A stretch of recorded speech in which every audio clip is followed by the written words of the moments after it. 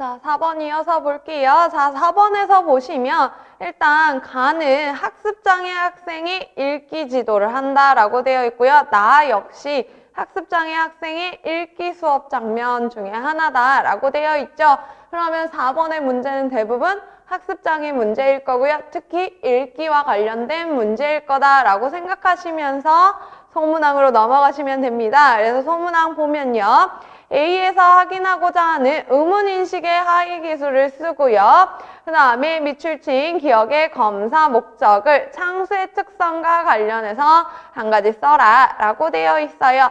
자, 우리 의문인식의 하위 기술이라고 했을 때는 6가지 하위 기술이 있는데 우리 하위 기술만 딱 쓰지 않기로 했어요.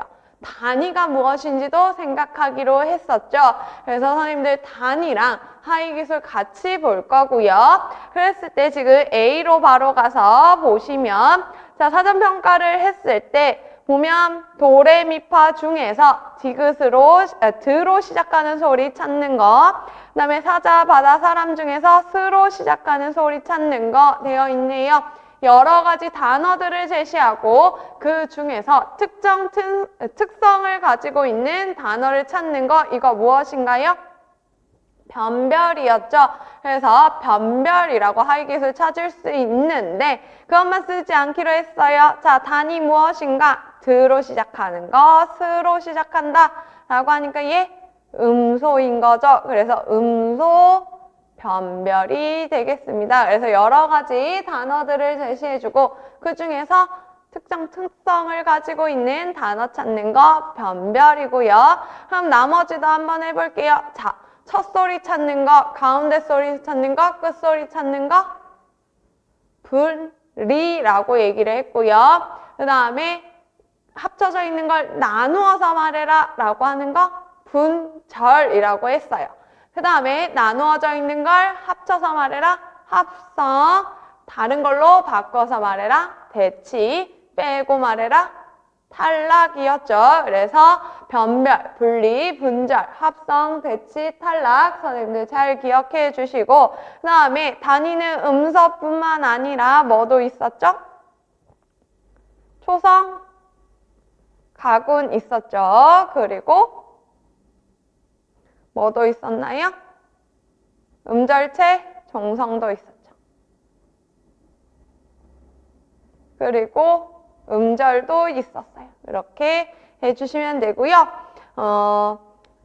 그렇게 해서 선생님들 찾으시면 되고요. 그 다음에 선생님들 그러면 왜 초성 가구는 안 될까요?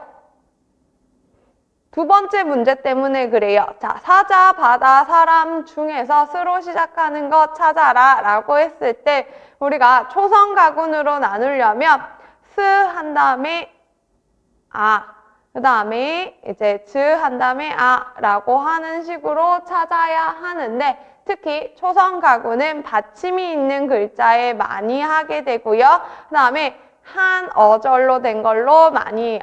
초성 가구는. 그래서 초성 가구는 한 어절에서 종성까지 있는 것을 가지고 많이 찾기 때문에 그것보다는 이제 음소가 더 적절하다라고 보시면 돼요. 그래서 음소 변별이라고 하시면 되고요. 그 다음에 이제 기억의 목적을 찾을 건데요.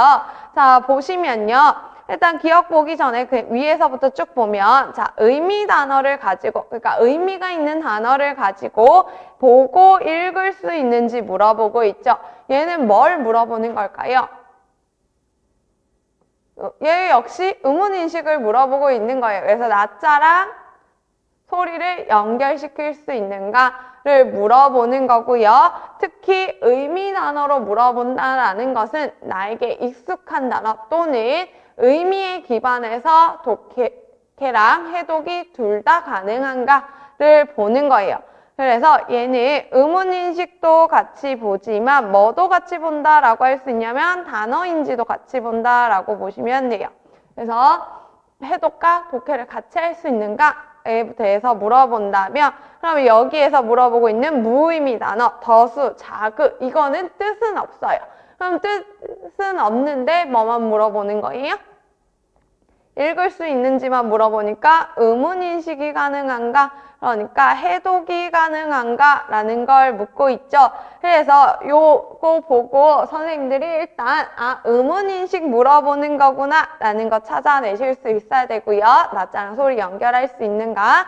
그런데 그 검사 목적만 쓰는 게 아니라 창수의 특성과 관련 지어라 라고 하니까 창수의 특성도 가서 보셔야 돼요. 지금 창수 특성 봤더니 나자 소리를 연결하지 못해요. 의문인식 어렵다라고 되어 있고요. 그런데 모두 다 못 읽는 건 아니고요. 자신이 좋아하는 캐릭터 이름은 찾을 수 있대요.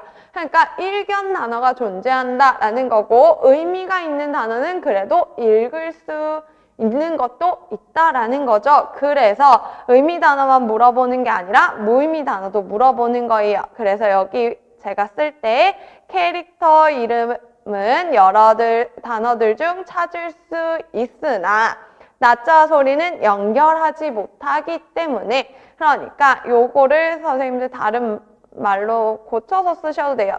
일견 단어는 있으나 나자와 소리는 연결하지 못하기 때문에 그래서 의미 없는 나자를 가지고 의문인식 수준을 파악한다 라고 써주시면 돼요.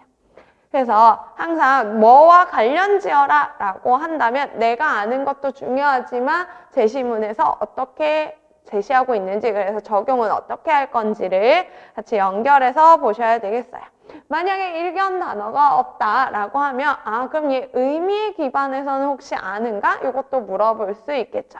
근데 지금 일견 단어가 존재하고 있기 때문에 의미가 없는 나자를 바탕으로 의문인식 수준을 파악하고 있는 거다라고 보시면 되고요. 두 번째 문제 가서 보시면 B에 해당하는 섬의 어휘 지식 수준을 쓰고요. 그리고 니은에서 평가하고자 하는 읽기 능력을 쓰래요. 자, 어휘 지식 수준 하면 우리가 세 가지로 일단 얘기할 수 있죠. 결합 지식, 이해 지식, 생성 지식. 그래서 결합 지식 같은 경우에는 우리가 단어의 대표적인 뜻을 아는 정도라고 했고요. 이해 지식은요.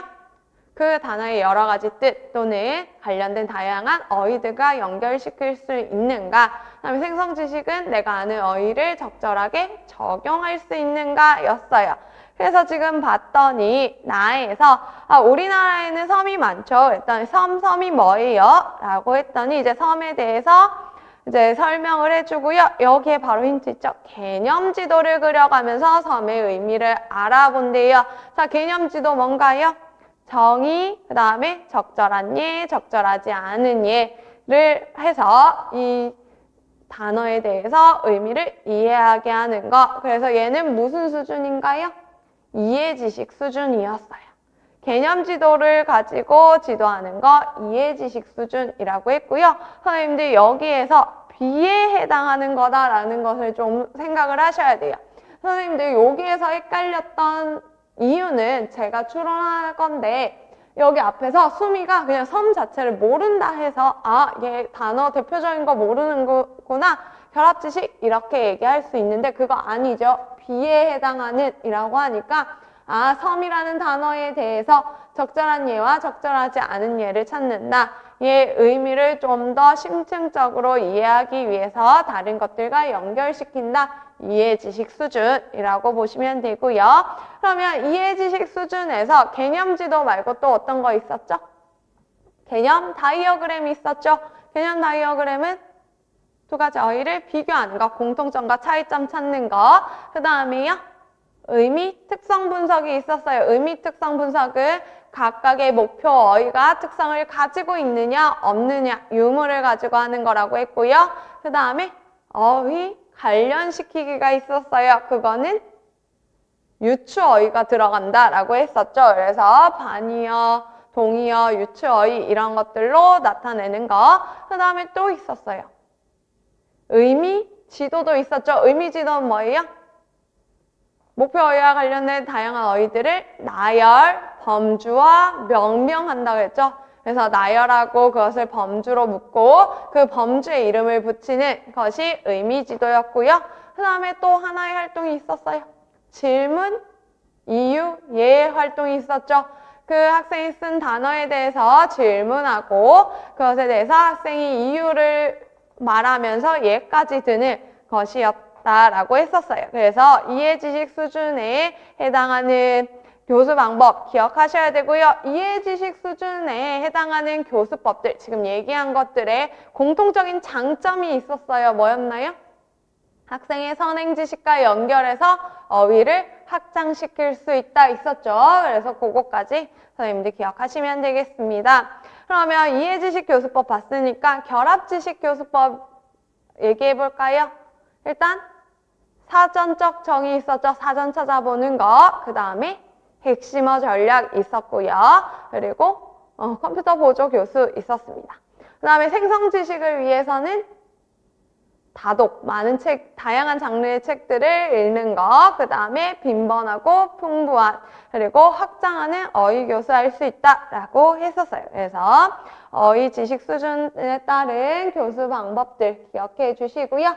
그 다음에 니은에서 평가하고자 하는 읽기 능력 가서 보시면요.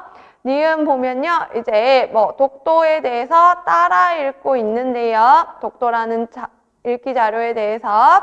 그 다음에 이제 읽고 나서 뭐 하고 있나요? 니은에서 얼마나 빠르고 정확하게 읽을 수 있는지 속도와 정확성 보네요. 이거 뭔가요?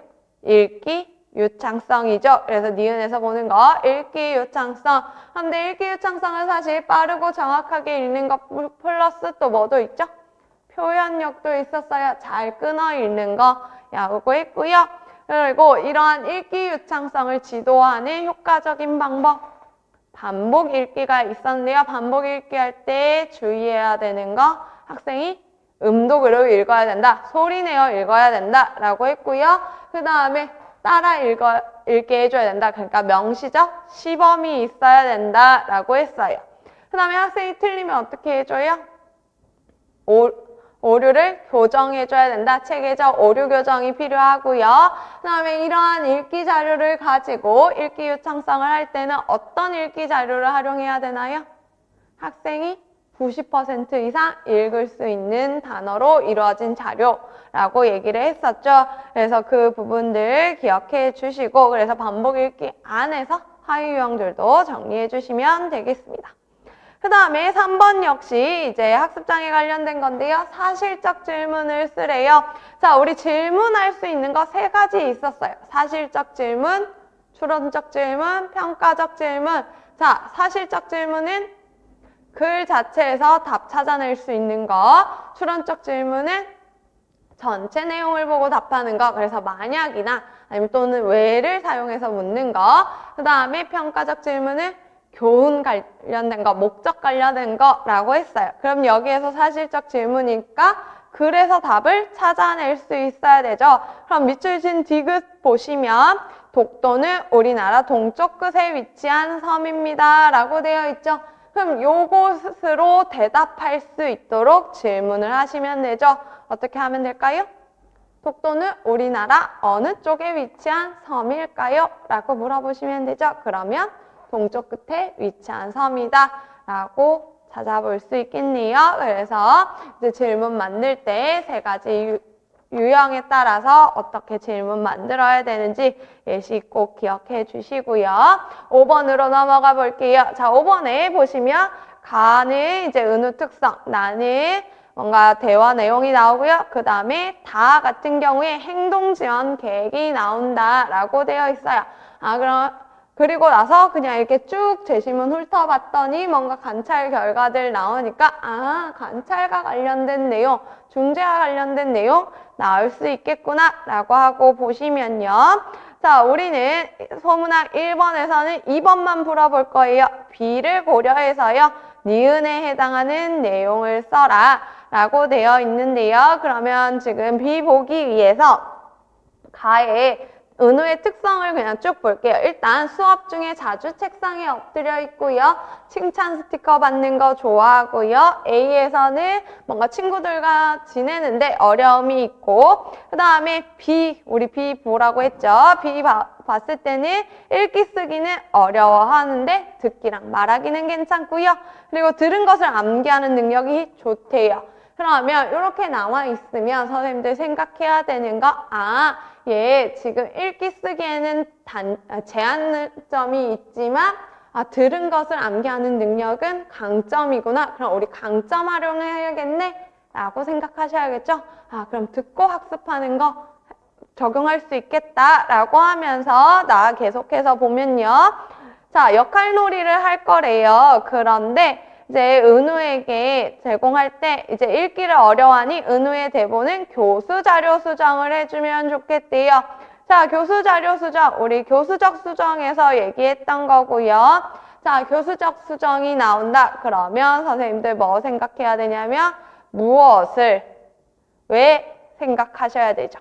그래서 무엇을 이라고 하는 건 교수 자료를 수정해야 된대요. 그럼 내가 수정해야 되는 거 여기 제시문에서는 뭔가요? 은우의 대본을 이야기하는 거죠. 그래서 대본을 수정해야 된다. 교수 자료는 대본이죠. 그래서 대본을 수정을 해야 되는데 대본 수정할 때 그 이유가 무엇이냐 했더니 읽기를 어려워하는 거래요. 그래서 대본을 가지고 역할놀이를 해야 되는데 읽기 어려워한다 라고 하니까 그럼 어떻게 해주면 돼요? 들은 것을 암기하는 능력이 뛰어나니까 읽는 거 대신 대본을 녹음 자료로 제시를 해주시면 되겠죠. 그래서 들어서 암기할 수 있게 해준다. 그래서 은우의 대본을 녹음 자료로 제공한다 라고 쓰시면 되고요. 그래서 교수적 수정 나올 때 무엇을, 왜, 그 다음에 이제 어떻게로 나아가시면 되겠습니다. 그래서 유특 문제에서 나왔는데요. 유특은 조금 다른 문제 나왔어요. 교육과정 수정이라고 해서 샌달 나왔는데 어쨌든 같은 계열이라고 보시면 돼요. 그래서 교수적 수정 관련된 문제 나왔고요. 그 다음에 소문화 2번은 넘어가고 이제 3번 볼 건데요. 리을에 들어갈 내용, 그 다음에 미음에 들어갈 내용을 볼 건데 이제 다 볼 거예요. 자, 다 봤을 때 은우 같은 경우에 지금 관찰을 할 건데 표적 행동이 뭐래요? 수업 중에 책상 엎드리기예요. 왜 하냐면 지금 은우 특성에 수업 중에 자주 책상에 엎드리는 게 있어요. 그래서 얘가 책상에 엎드리는 게 문제 행동으로 보는데 왜 그런가 확인하기 위해서 하는 거고요. 그리고 기능평가는 이미 했대요. 자, 행동의 기능이 무엇인가 봤더니 교사의 관심 끄는 게 기능이다 라고 하고 있고, 그래서 이것을 관찰하기 위해서 간격관찰기록법을 사용을 한대요. 그래서 수업시간 40분 동안 4분 간격으로 본다 라고 하죠. 그래서 간격 관찰에서는 우리가 관찰 시간을 동일한 간격으로 나누어서 기록을 하는데 전체 간격, 부분 간격, 순간 시간 표집 있었죠. 그랬을 때 전체 간격이라는 건 한 간격 안에 내내 발생했을 때, 나타났을 때 발생으로 보는 거고요. 부분 간격은 어느 한순간이라도 나타나면 발생으로 보는 거, 순간은 마지막 순간에 관찰해서 행동을 하고 있으면 보는 거라고 했어요. 그러면 지금 부분 간격 관찰 기록에 따른 발생률을 구해야 되는데요. 얘는 어느 순간에 한 번이라도 나타나면 발생이죠. 그래서 회색으로 표시되어 있는 요 부분들이 다 발생에 들어가겠네요. 그럼 몇 번이에요? 10개 중에 5개에서 발생이죠. 그래서 50% 발생이라고 볼 수 있고요. 전체는 다시 올라가서 전체 간격 같은 경우에는 내내 나타났을 때 발생이다. 그래서 이 부분 3개가 발생으로 봐서 30%, 순간은 마지막 순간. 그래서 마지막 순간 보시면 4번이에요. 그래서 40% 발생이라고 볼 수 있고요. 그래서 간격기록법 같은 경우에는 어떤 유형을 사용하냐에 따라서 발생률이 달라져요. 그래서 우리가 봤던 거 정확도와 관련해서 전체 간격은 가소 추정, 부분 간격은 가대 추정할 문제가 생길 수 있다라고 얘기했었죠. 그래서 그 부분 요걸로 비교 가능할 거고요. 그 다음에 이제 선생님들 헷갈렸던 거 요 부분이죠. 중재계획. 자, 이거 중재 무엇일까요? 상반행동 차별 강화였어요. 자, 선생님들 요 칭찬 스티커 제공하는 거 요거 주의하자 그랬죠. 선생님들 뭔가 스티커 제공한다 하면 항상 토큰으로 가는데요. 그거 아니라고 했어요. 자, 토큰으로 선정할 수 있는 기준을 생각하셔야 돼요. 토큰으로 선정할 때 토큰은 어디에 의미가 있어요?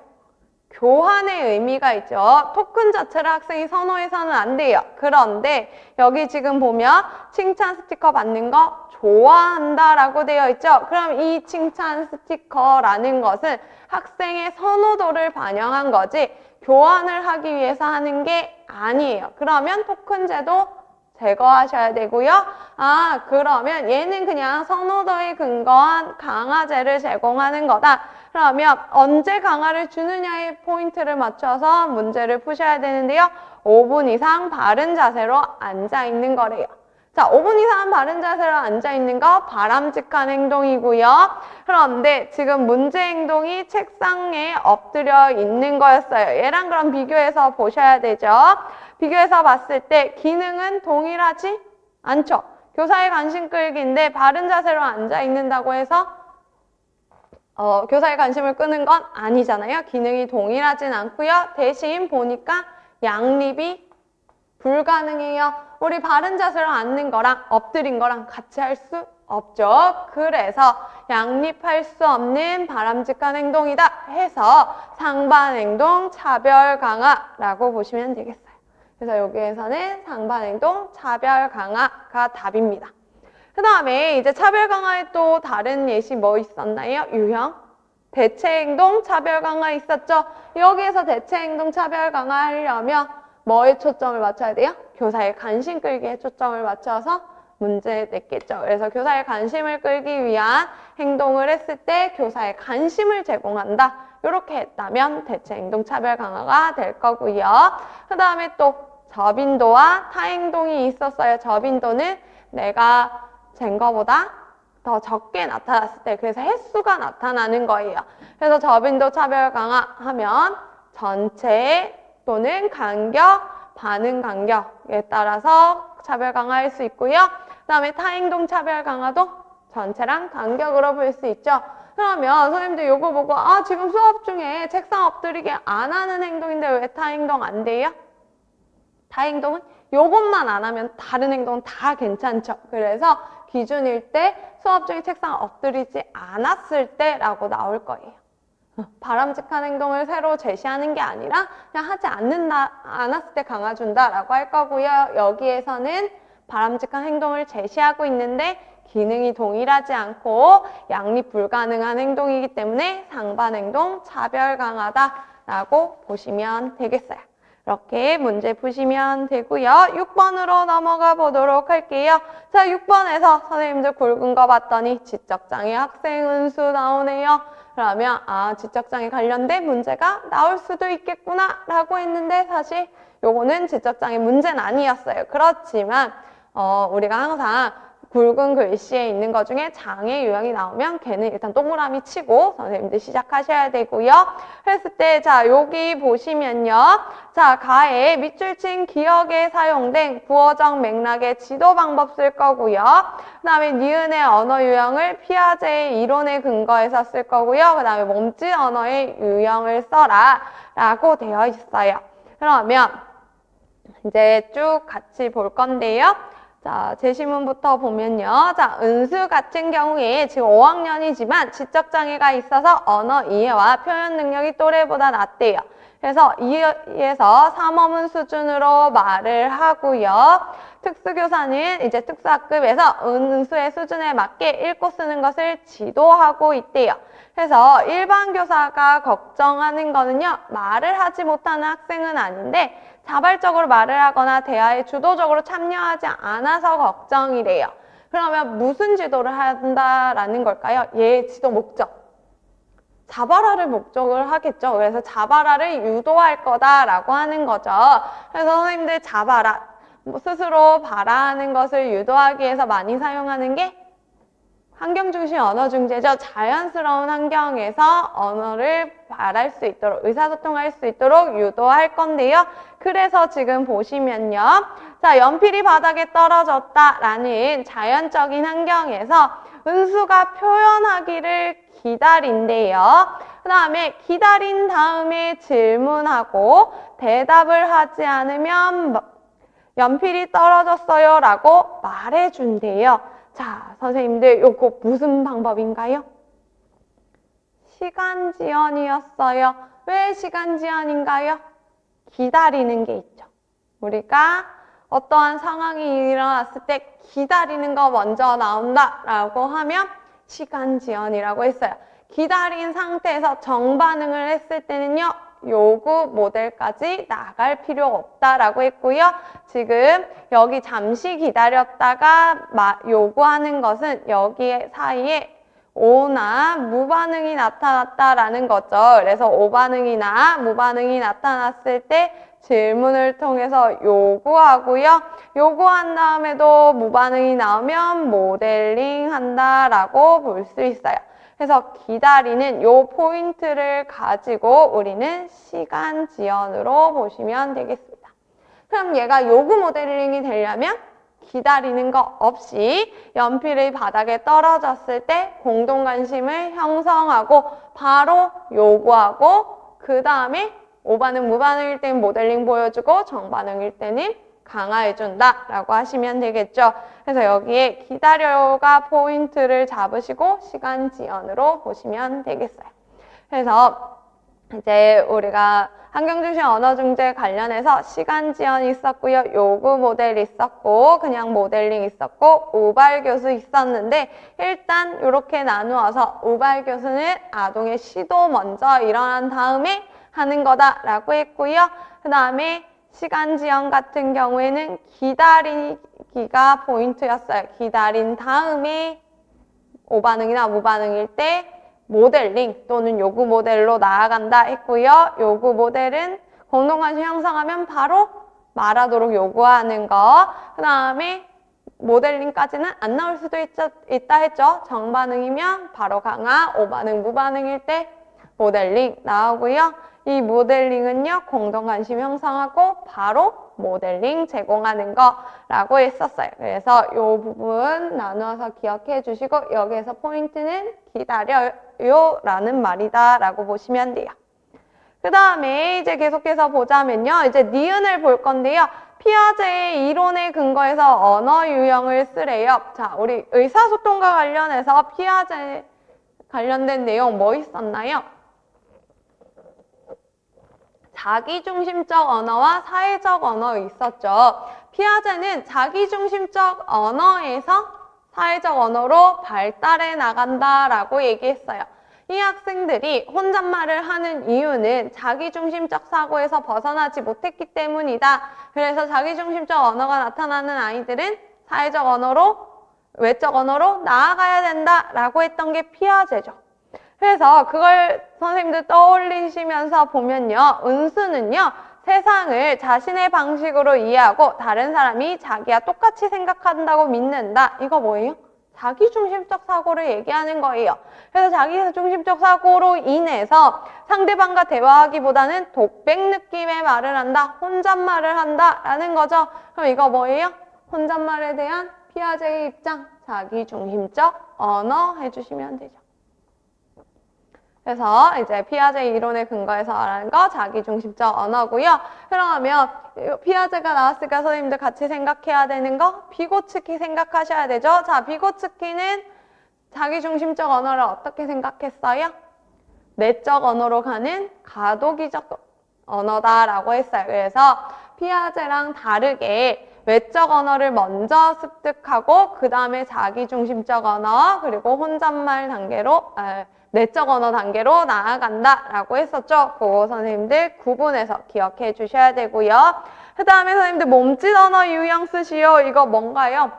이거 언어 발달 단계에서 나왔던 거예요. 자, 언어 발달 단계에서 선생님들 아마 유튜브에서 나올 거야 하고 안 보셨을 텐데 몸짓 언어에는 언어를 사용하기 전에, 그러니까 말을 사용하기 전에 아이들이 몸짓 언어를 사용하는데, 그때 이제 지시적 몸짓, 그 다음에 표상적 몸짓, 그리고 간습적 몸짓이 나타난다라고 하고요.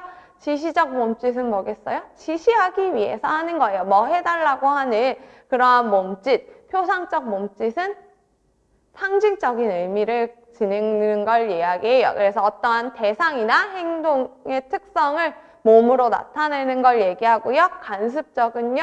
우리가 일반적으로 간습적으로 하는 거, 뭐 인사할 때 손을 흔든다라던가 아니라고 할 때는 고개를 흔든다거나 이러한 것들을 얘기한다라고 보시면 돼요. 그러면 이거 뭐예요? 디귿? 전화하기는 휴대전화를 손에 쥐고 귀에 대서 이렇게 통화하는 거 한다거나 아니면 컴퓨터는 자판 타자하는 거 이거 하는 거죠. 이거 뭐예요? 대상의 특성을 행동으로 표상한다. 상징적인 의미가 들어있죠. 그래서 표상적 몸짓이라고 보시면 돼요. 그래서 요번에 이제 난이도가 조금 높다라고 생각하신 분들은 선생님들께서 이건 유특 내용이야. 이건 뭐 중특 내용이야. 라고 구분하셔서 그래요. 이제 그런 구분 별로 중요하지 않다라고 하는 거 요번 시험에서 알 수 있죠. 그래서 지시적, 표상적, 간습적 몸짓 선생님들 각각 지금 못 외우셨다면 오늘 외우고 가셔야 되겠고요. 그 다음에 이제 2번 문제 볼게요. 자, 2번에서는 1번만 볼 건데요. 리을의 예시를 들 건데 행위자, 대상, 행위, 의미 관계에 맞게 문장을 쓰래요. 자, 요거 우리 자바라 검사에서 나왔어요. 그래서 유특에서도 자바라 검사와 관련된 내용이 나왔는데 그거랑 좀 연결해서 보자면 일단 행위 같은 경우는 용언에 해당하는 거죠. 우리 항상 의미 관계 볼 때 용언부터 보기로 했어요. 자, 행위라고 하는 건 뭔가요? 관찰 가능한 행동이죠. 그래서 관찰 가능한 행동이라는 건 선생님들 쉽게 생각하실 때 내가 밖으로 보여줄 수 있는 것. 그러니까 선생님이 직접 몸으로 수행할 수 있는 것을 행위라고 한다라고 보시면 되고요. 그러면 대상은 이 행위의 목적어라고 얘기를 했었고요. 행위자는 이 행위를 하는 사람이죠. 그래서 저는 그냥 나는 이라는 걸 했고요. 아니면 여기 지금 이름이 은수니까 뭐 은수는 이렇게 하시면 되는데요.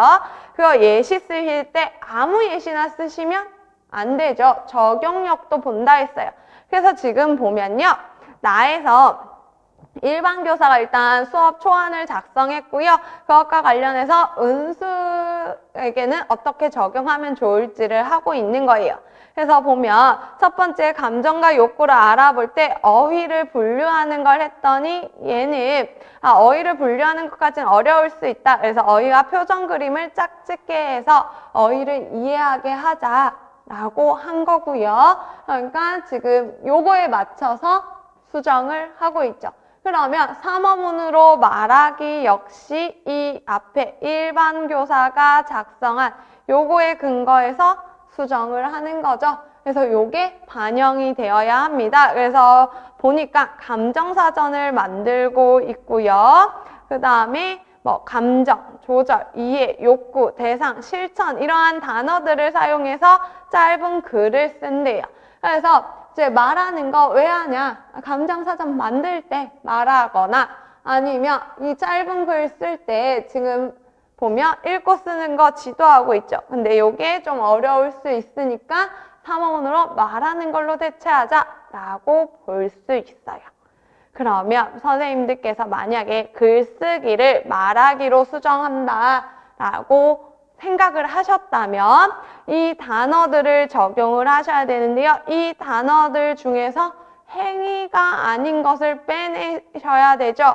그래서 이해한다라는 건 빠져야겠죠. 이해는 겉으로 드러나는 게 아니에요. 서술이라고 보시면 돼요. 그래서 이해는 빠질 거고요. 그 다음에 이제 요 조절 같은 경우에 좀 위험한 부분이 있어요. 선생님들 많이 요거 많이 하셨던데 나는 감정을 조절한다. 조절해요. 뭐 이런 말을 쓰셨던데요. 자, 조절한다라는 것은요. 눈으로 보이는 행위가 될 수도 있고요. 아니면 상태 서술이 될 수 있어요. 자, 선생님들 감정 조절하는 거 눈에 보이나요? 눈에 보이는 행위 아니에요. 그래서 감정을 조절하는 건 서술로 볼 수 있어요. 상태 서술. 그래서 조절해요를 내가 썼는데 감정을 조절한다 라고 했으면 틀릴 확률이 높아요. 그런데 우리가 조절해요 했을 때 눈으로 보이는 거 어떤 거 있어요? 뭐 불의 밝기를 조절한다 이런 것들은 눈에 보이는 거죠. 그래서 겉으로 드러날 때는 행위로 볼 수 있지만 감정을 조절하는 건 눈으로 보이는 게 아니기 때문에 서술에 더 가깝다라고 보시면 되고요. 그러면 조절 가지고 감정과 관련된 얘기하기 조금 어려울 수 있어요. 그러면 나머지 가지고 해야 되는데요. 그래서 어떤 거 저는 썼냐면요. 자, 감정이나 욕구를 포함해서는요. 나는 욕구를 말해요. 나는 감정을 말해요. 이렇게 썼어요.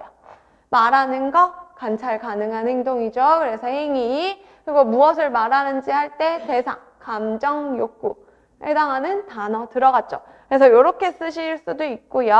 아니면 제가 실천해요 정도는 우리가 눈으로 보일 거예요. 그래서 실천해요를 할 건데, 근데 실천해요 하는 것도 이 주제와 비슷하게 해야 되죠. 그래서 감정을 조절하는 방법 중에 구체적인 걸 했어요.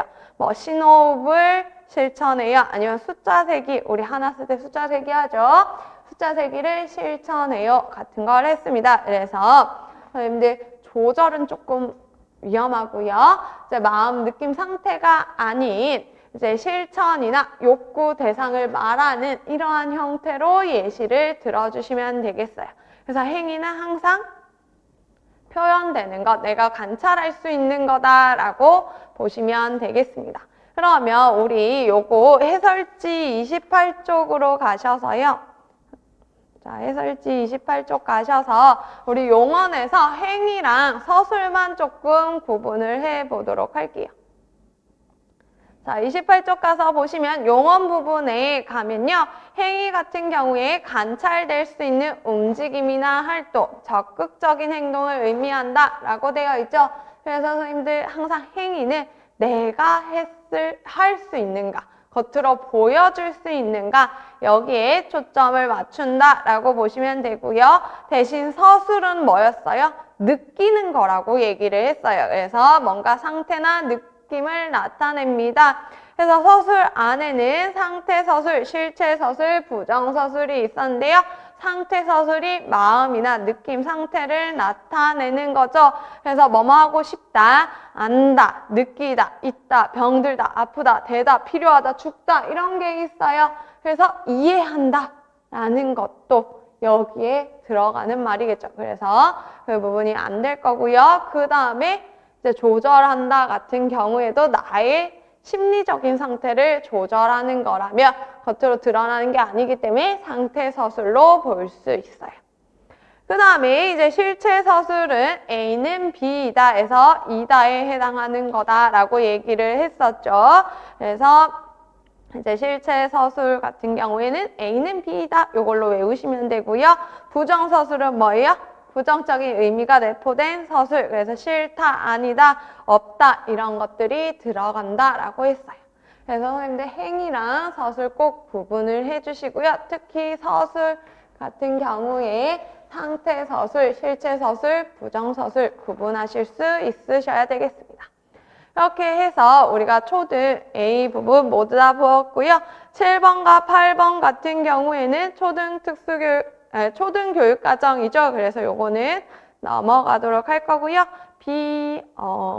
1번까지 한번 풀어보도록 할게요. 자, 초등교육과정 B1번으로 넘어가서 보면요. 자, 지수의 행동 지원과 관련해서 이제 대화의 일부가 나오고요. 활동 계획이 나오고 있어요. 그것과 관련해서 문제 지금 보시면요. 자, 소문항 1번에 기억에 들어갈 내용을 쓰래요. 자, 기억에 들어갈 내용 뭔가요? 기능을 가지고 있다. 지수의 문제 행동은 기억의 기능을 가지고 있다. 아, 기능평가 결과를 가지고 얘의 문제 행동의 기능이 무엇인가를 파악하는 거죠. 그것과 관련해서 지금 보자면 자, 지수는 지금 문제 행동에 대해서 기능 분석을 했대요. 기능 분석 무엇인가요? 실험적으로, 체계적으로 기능 파악하는 거. 그래서 선행사건 또는 후속 결과를 조작을 해서 체계적으로 기능에 대해서 파악하는 거, 가설을 입증하는 거라고 얘기를 했습니다. 그래서 이러한 기능 분석을 하기 위해서 단일 대상 연구 설계인 교차 처치 설계, 그러니까 교대 중재 설계를 했어요. 자, 교대 중재 설계를 가지고 선생님들 기능 분석한다라고 하면요. 선행사건을 조절해야 하는 걸까요? 후속 결과를 조절하는 걸까요? 선행사건을 조작하는 거다라고 얘기를 했었죠. 왜 선행사건이었어요? 얘 후속 결과 조절하면 어떻게 돼요?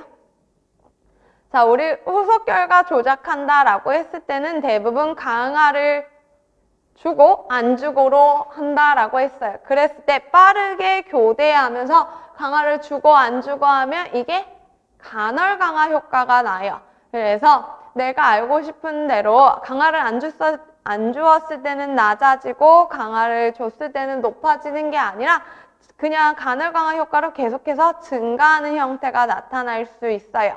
그래서 교대 중재 설계 같은 경우에는 기능 분석을 할 때는 선행사건을 조작하는 형태로 나타나게 됩니다.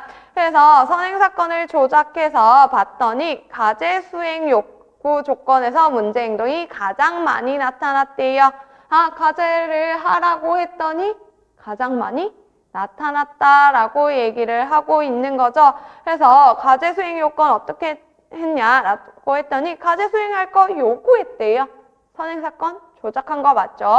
그 다음에 이제 문제 행동하니까 휴식 시간 줬대요. 그러면 과제에 나타났을 때 가장 불편해한다. 문제 행동 가장 많다. 그럼 이거 뭐예요? 과제 회피하는 기능을 가지고 있다라고 볼 수 있겠네요. 그래서 지금 기능 분석을 통해서 과제 회피라는 거 찾아냈고요. 그래서 교대 중재 설계를 통해서, 교대 중재 설계를 통해서 기능을 분석했다. 그럼 이 기능을 파악하고 나면 이제 뭐예요? 가설을 세우고 가설을 검증하고 그 다음에 계획을 세워서 실행한다 라고 얘기를 했었죠. 그 다음에 이제 중재를 할 때 소문항 2번으로 넘어가서요. 관찰을 할 건가 봐요. 그런데 밑줄 친 니은처럼 할 건데 그 이유를 피관찰자의 행동 측면에서 써라. 피관찰자라는 건 관찰당하는 학생을 이야기하는 거죠. 그 학생의 행동 측면에서 쓸 거고요. 디귿에 들어갈 말을 쓸 거래요. 자, 보니까 이제 중재를 할 건데 중재할 때 영상 촬영을 해서 관찰을 할 건가 봐요. 그때 어떻게 할 거냐 했더니 카메라 설치한다. 부모 동의 받아서. 그리고 연습 때 배운 것처럼 볼 수 없도록 숨겨두거나 아니면 상시적으로 설치한다라고 하죠. 이거 왜 하는 거예요? 지수가 카메라를 의식하지 않게 하기 위해서 하는 거죠. 왜 카메라를 의식하지 않게 해야 하나요? 요게 꼭 들어가야 되죠. 관찰자의 반응성 때문에 그런 거죠. 자, 관찰자의 반응성이라는 건 뭐였나요?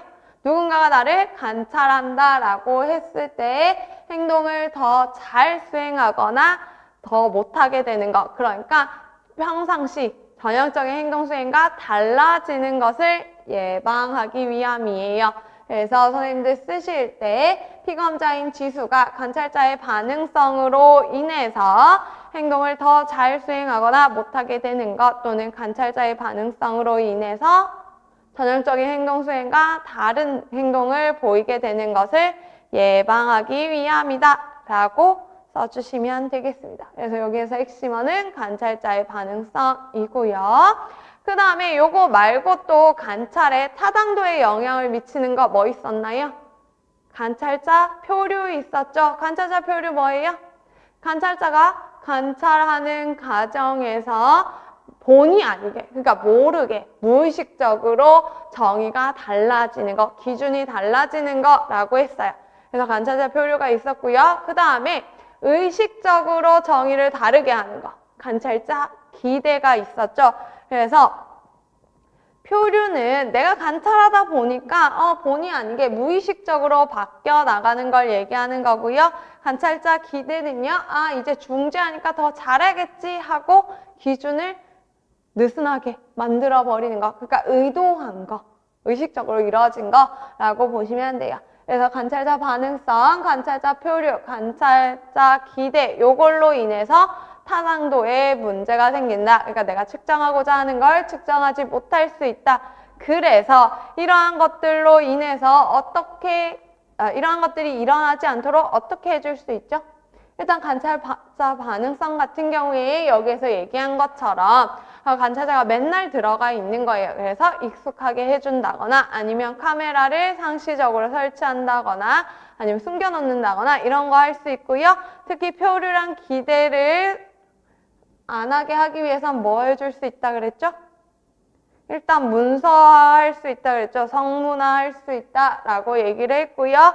그 다음에 관찰자 훈련을 할 수 있다 그랬죠? 관찰자 훈련은 사전에도 하지만 수시로 실시를 해서 이렇게 정의가 변화하는 것을 예방할 수 있다 했어요. 그래서 성문화와 관찰자 훈련을 통해서 표류 기대 예방할 수 있다라는 것까지 같이 연결해서 보시면 되고요. 얘 다 타당도와 관련된 부분이다 라고 보시면 되겠습니다. 그 다음에 계속해서 볼게요. 그런 다음에 이제 중재할 때 후속 결과 중재는 뭐 할 거냐 하니까 속어법 한대요. 자, 속어는 뭐예요?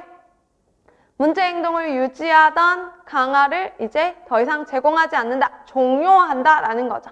문제 행동과 관련된 강화를 종료하는 겁니다. 그래서 이것을 하게 되면 이것을 일관적으로 지속적으로 제공하면 효과가 좋다라고 했어요. 그렇지만 우리 주의해야 될 게 있죠.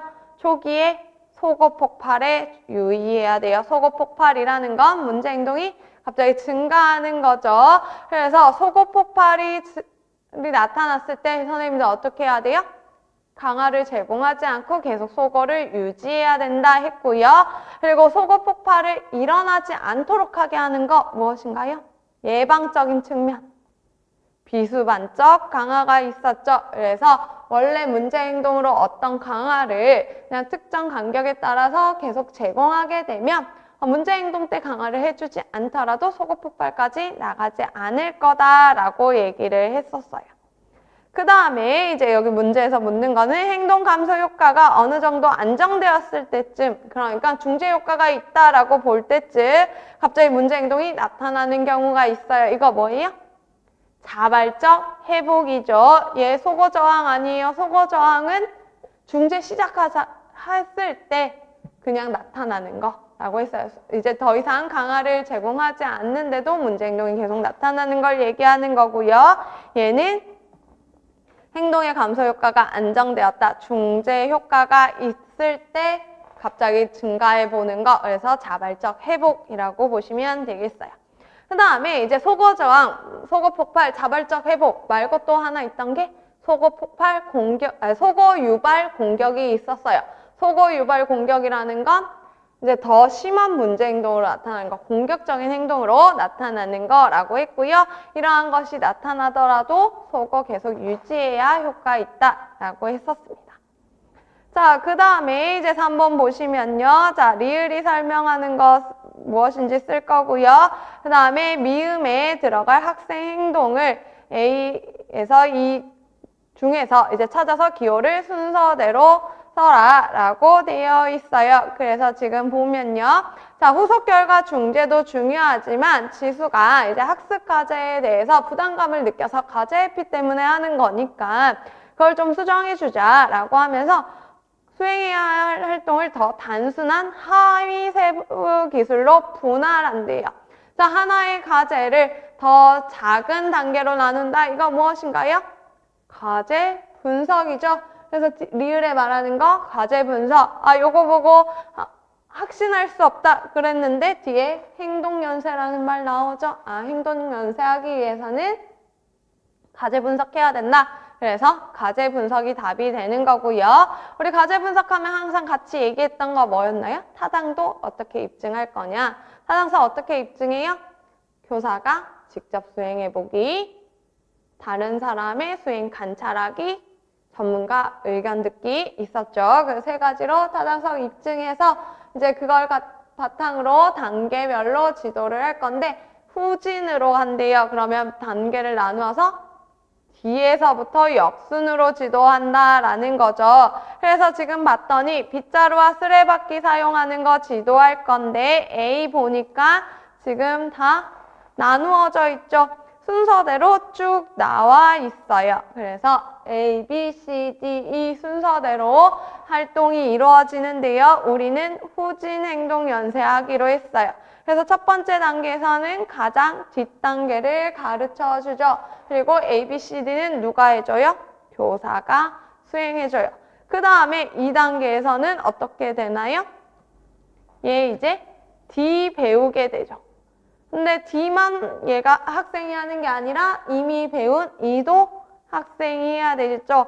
D에서부터 누진적으로, 추가적으로 가르친다 했어요. 그럼 D랑 E는 학생이 수행하고요.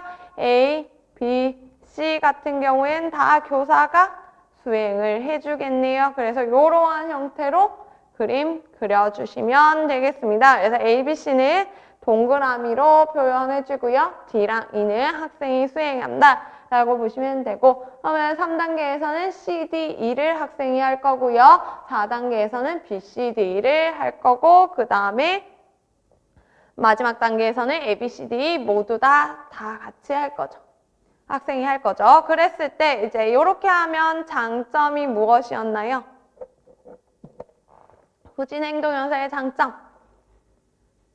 항상 강화를 받을 수 있다. 특히 자연적 강화를 받을 수 있다라는 게 장점이었죠. 항상 마지막 단계를 내가 하기 때문에 마지막 단계에서 나타나는 자연적 강화를 매 회기마다 받을 수 있다. 장점. 그리고 또 어떤 장점이 있어요? 교사가 앞 단계 하는 거 항상 보여주죠. 그래서 각각의 단계들을 연결하는데 용이하다라고 얘기를 했고요. 그리고 단계별로, 그러니까 회기마다 결국 모든 하위 기술을 다 해야 돼요. 그러니까 교사가 하든 학생이 하든 해야 돼요. 그래서 학생이 추가 과제에 대해서 저항감이 적다라고 했었죠. 그래서 그러한 장점들 선생님들 생각해 주셔야 되고요. 후진 말고 또 뭐 있었어요? 전진형 행동연세 있었죠. 전진형 행동연세는 요거랑 반대로 앞 단계부터 배우는 거. 그래서 인위적인 강화를 받게 되고 마지막 단계에서만 자연적 강화 받는다 했고요. 그 다음에 이제 전체 과제형이 있었죠. 전체 과제형은 첫 번째 단계부터 끝까지 모두 다 학생이 하고 못하는 것만 교사가 지도하는 거다라고 했었어요. 그래서 어떨 때 한다라고 했었나요? 과제 단계 자체가 좀 쉬운 단계거나, 그러니까 간단한 과제거나 또는 학생이 대부분의 하위 단계를 할 수 있거나 아니면 선생님이 가르치는 목적이 순서대로 하는 것이 목적인 경우에 한다라고 했었죠. 그래서 이제 행동연세 부분 유형별로 장점과 어떨 때 수행하는지까지 기억을 해주시면 되겠어요. 그래서 이렇게 해서 B1번까지 풀어보았고요. 자, 2번부터는 우리 쉬는 시간 갖고 이어서 보도록 할게요.